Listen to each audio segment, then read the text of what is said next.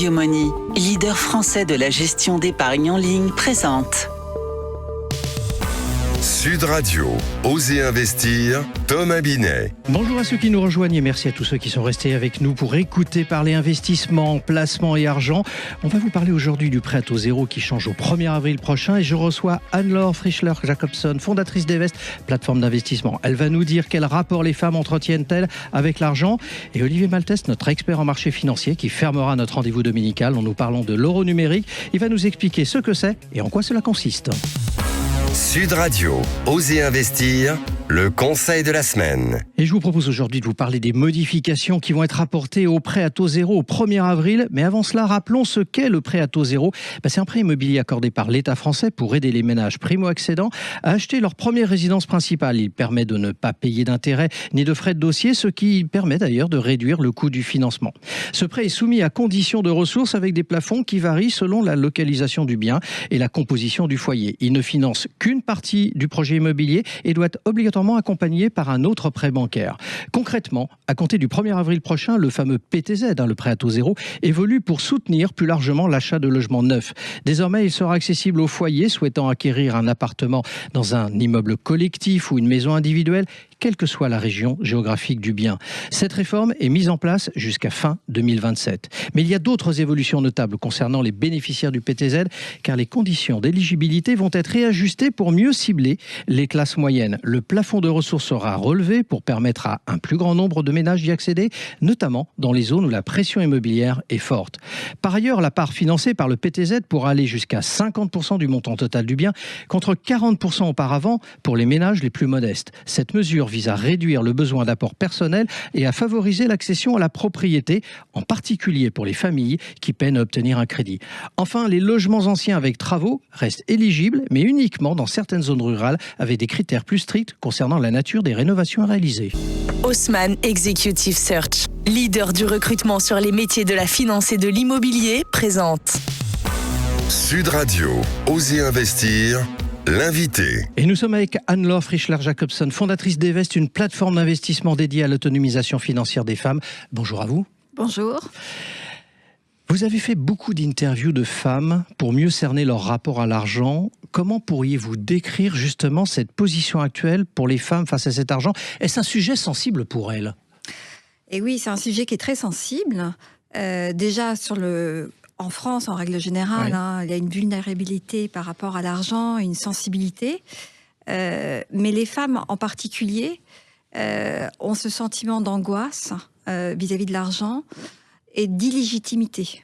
Elles ne se sentent pas légitimes lorsqu'il faut parler des sujets financiers et ça se voit justement dans le taux d'épargne, dans le taux d'investissement et dans cette prise finalement de contrôle de leurs finances, que ce soit de la finance personnelle jusqu'à l'investissement. On voit une sous-représentation de la part des femmes. Alors on va regarder dans le détail. Il y a une étude qui est sortie par l'Institut Viavox de janvier 2025, donc toute récente, sur le rapport des femmes à l'argent. Et c'est vrai que l'argent est davantage synonyme d'angoisse donc pour les femmes et de liberté pour les hommes. Qu'est-ce qui explique cette perception ? Les hommes sont très différents sur ce rapport ? C'est l'usage. Déjà, tout d'abord, peut-être le contexte. Les femmes sont en situation de vulnérabilité de leurs finances. Pourquoi ? Parce que tout simplement, elles ont un écart salarial inférieur à celui des hommes, qui est de l'ordre de 15%, donc une capacité d'épargne qui est moindre.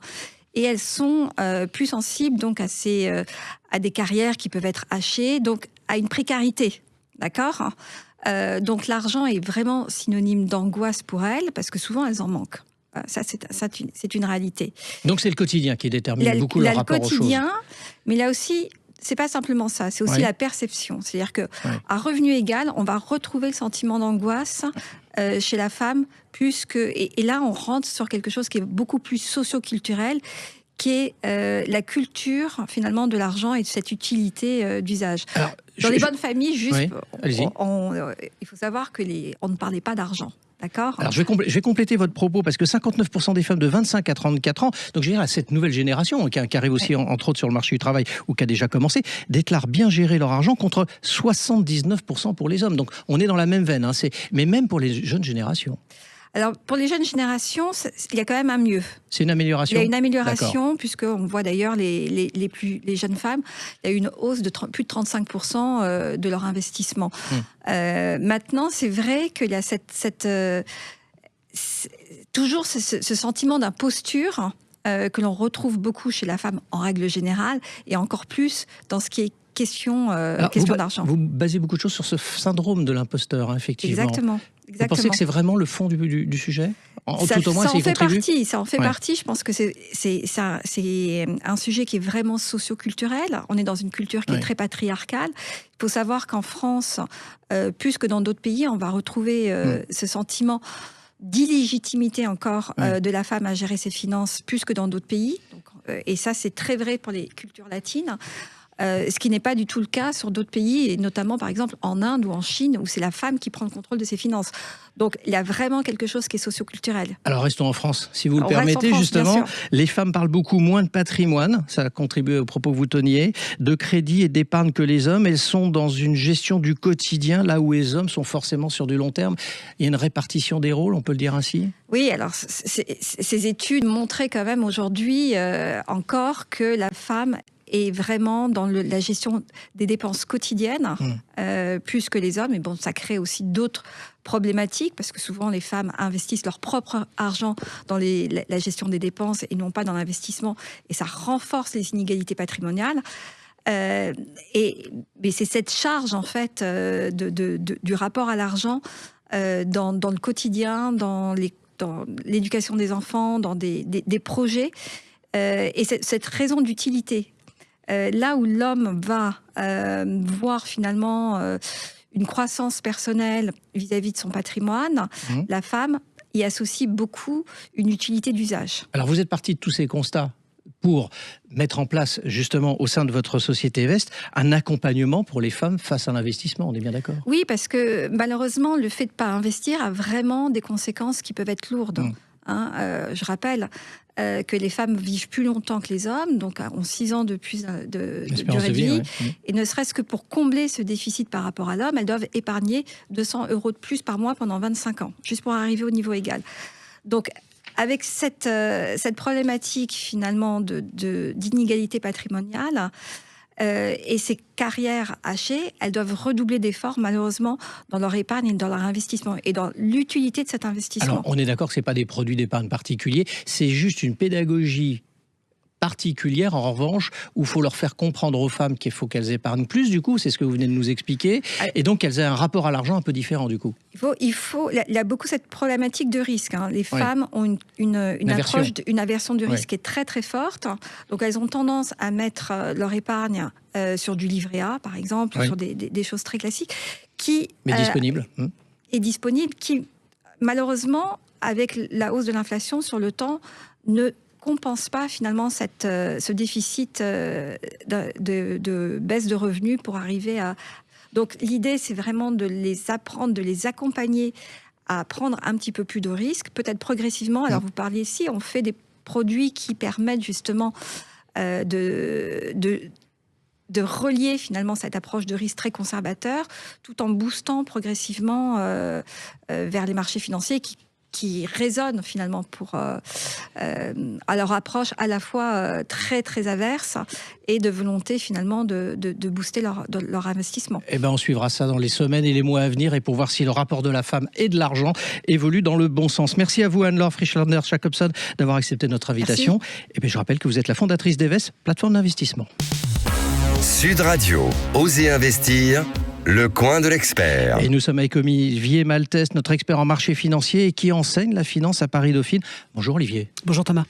Olivier, en cette fin mars, je m'attendais à ce que vous nous parliez de la défense, de la souveraineté ou du plan de relance de l'infrastructure de l'Allemagne afin de donner un prolongement à nos dernières chroniques, car c'est l'actualité quand même du moment. Mais finalement, vous avez souhaité évoquer l'euro numérique. Pour quelle raison? Parce que c'est lié, mon cher Thomas. Le projet de l'euro numérique date de 2019 et il consiste à avoir accès de manière numérique à l'euro pour effectuer ses achats en complément de ses billets de banque ou de ses pièces. Mais ça ressemble beaucoup à de la dématérialisation déjà proposée par ma carte bancaire en fait. Ouais, tout à fait, sauf que grâce à qui faites-vous vos achats du quotidien ? Visa, Mastercard, American Express, Apple Play, Google Play, PayPal, que des acteurs américains avec des informations qui transitent par des serveurs américains. D'où le lien avec les questions de souveraineté que vous souleviez. Oui, que se passerait-il si les États-Unis ralentissaient les process de paiement ou décidaient de les suspendre tout simplement ? On doit bien se l'avouer, depuis 2019, le projet de cet euro numérique patine un peu et est très peu connu du grand public. Eh bien, il a été remis sur le devant de la scène par Philip Lane, économiste en chef de la BCE, qui soulève le risque de dépendance aux États-Unis. L'euro numérique pourrait être une manière de sécuriser ses paiements et donc de s'affranchir de la dépendance américaine. Et vous y croyez vraiment à cet euro numérique par rapport au Bitcoin, par exemple ? La concurrence est forte quand même. Le projet est un peu différent, mais ce que je trouve intéressant, c'est que cet euro numérique n'emballait pas les foules, mais qu'avec le besoin nouveau de souveraineté, la Banque Centrale Européenne va essayer de faire accélérer le projet. La souveraineté, ce n'est pas que la défense. À côté des thèmes évidents qui ont déjà beaucoup progressé en bourse ces derniers temps, d'autres thèmes liés à la souveraineté ne sont pas forcément encore mis en avant et pourraient retrouver de l'intérêt. Merci Olivier. Osez investir, c'est terminé pour aujourd'hui et vous pouvez retrouver Osez investir et Osez entreprendre en podcast sur sudradio.fr et sur les réseaux sociaux. Passez un bon dimanche et à la semaine prochaine 9h30 sur Sud Radio. Sud Radio, Osez investir, Thomas Binet. Avec Yomoni, leader français de la gestion d'épargne en ligne.